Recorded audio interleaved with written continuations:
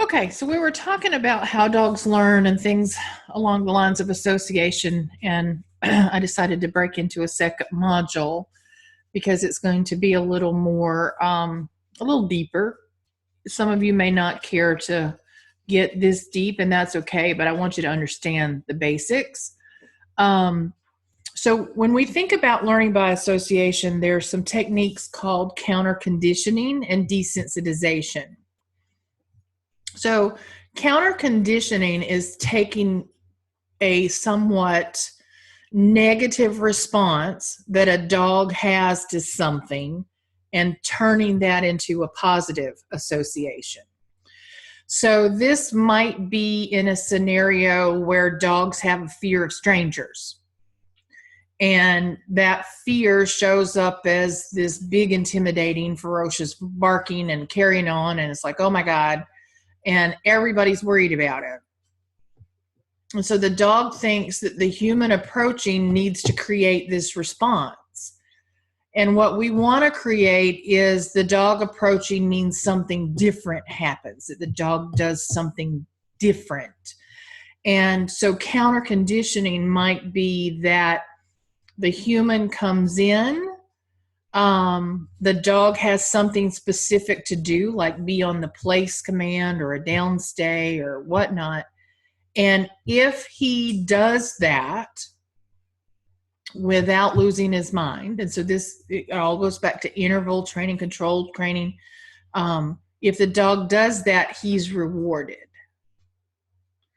And so then the notion of people arriving that have typically been scary are like, hey, they bring chicken or they bring roast beef. And now the dog starts to make a new association with the arrival of people with something yummy and delicious. And so we start changing their state of mind and their response to a different, more positive experience. Desensitization would be where something, again, creates a pretty negative response for a dog, but it's not something that we can eliminate from the world. Think thunder storms and fireworks, right? So we can't necessarily make a better outcome until we get them desensitized to that sound or that experience that they're having. So with thunder or fireworks, what you might do is have that sound playing on your laptop at an almost imperceptible level. You can't hear it, but maybe the dog can. Their hearing is better than ours. And we start him going, that's not so bad. I hear that, but it's not at the same intensity that it's been in the past. And we gradually increase that level. We gradually increase the intensity. We can never match nature, right? And we can't match barometric pressure, but we can start to increase the intensity, and the dog realize that's not so bad. I didn't die. Nothing crazy happened. So that when they hear it in the reality of things, that it is not as much of a significance to them.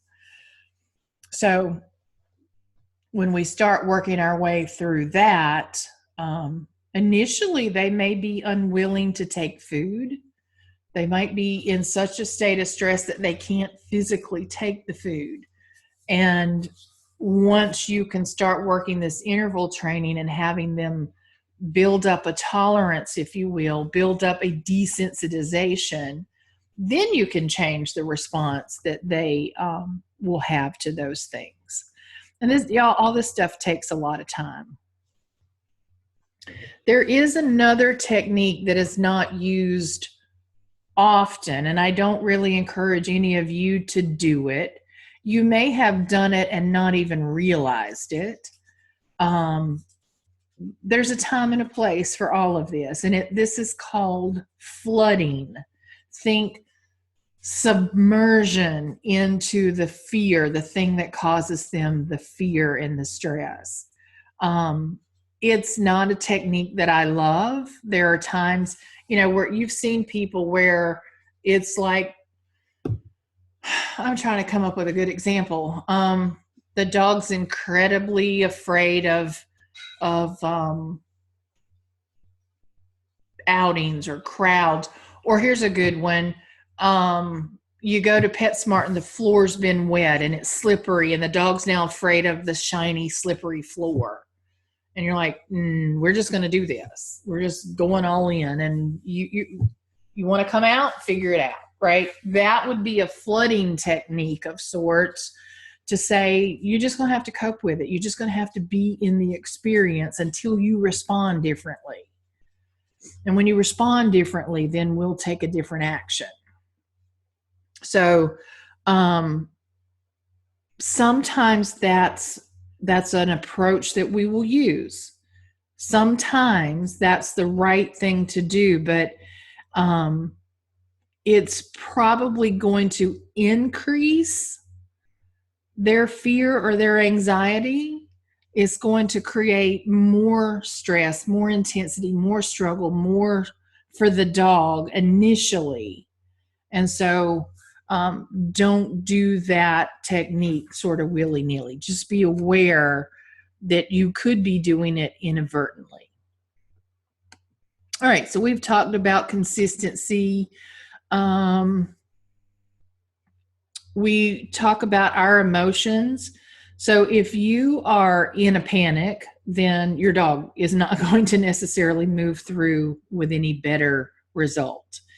If you are telling yourself a story of, oh, he's a rescue, he's had a tough life, he lived in the cold, so I'm going to just let him just nurture and eat the couch, right?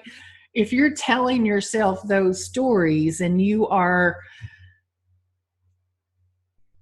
forgiving the bad behaviors, then you're probably holding your dog back. You're probably holding him from being all that he can be and living a more fulfilled and accountable life, right? So don't keep holding on to these stories. Your dog will let them go if you do. And when we show up and we're making these excuses or we're tolerating things that shouldn't be, we actually could be creating some confusion and some inappropriate outcomes. All right. Okay. So, all right, we're